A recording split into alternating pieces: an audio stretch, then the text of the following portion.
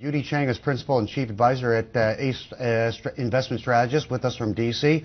Yu-Dee, morning to you. Were you listening in to what the Boeing official was saying? He sounded a little bit hesitant to me. It didn't seem like it was a victory lap of any sense. Well, not yet, but I do believe that they pretty much have it figured out already. I think, like you were saying, FAA actually allowing them to start the two actual flight tests, and the word is that they could happen as early as by the end of this week. And also from industry insiders are saying that basically they'll probably be able to get the 787 back in service by the end of June. So I think when everything's said and done, they have pretty much gone past this problem. We'll go past this problem. In the midst of this whole Dreamliner issue, they also announced the refresh to the real workhorse in their fleet right now, which is the 777. A new version will be coming out in, I think it's going to be a year, it's like 5 or 6 years.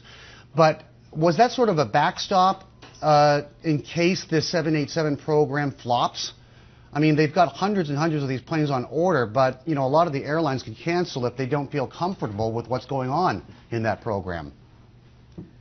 Yeah, absolutely. I think you're absolutely correct. That is so-called a fail-safe measure where if the 787, if they start canceling the orders, the 777 actually could start replacing them a little bit. I think, like you were saying, every day the 787 is being grounded. Actually, Boeing is losing about $50 million per week. So it's very important for them to get the confidence back. It's kind of interesting from, at least from your take of what the gentleman from the conference that they didn't sound that confident, but I think basically from the industry insiders, they're saying that Boeing has pretty much figured this out already, and they will go past this problem.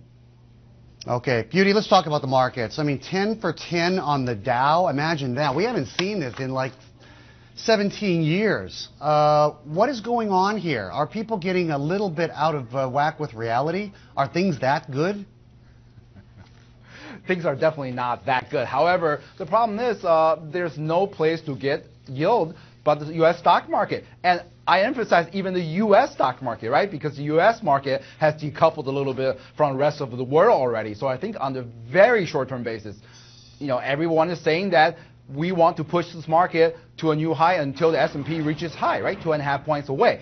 After that, though, I think on the short-term basis, I have the same concerns as you that we may have gotten ahead of ourselves a little bit. So overall speaking, I think this so-called back and fill type of uptrend exists. However, on the very near-term basis, I do believe risk outweighs reward at this second.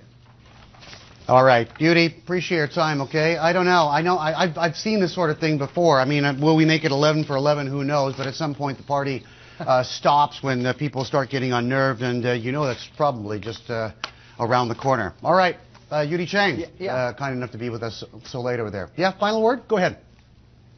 Yeah, and I was saying that you're absolutely right. And if you look at it, Bernie, you look at it for the past at least 10-year basis, March, April time frame historically is just not a great time frame for the stock market. So personally, I actually agree with you. I think all signs are telling me over the shorter term basis, we're probably going to see a correction in the market. People need to be careful. I think the magnitude of the correction should be at least about 4%, if not about 6.5 to 8% or so. So short term basis, I agree with you. Right. People need to be careful. All right, Yu-Dee, appreciate it. Okay, have a good rest of your week and weekend when it gets here.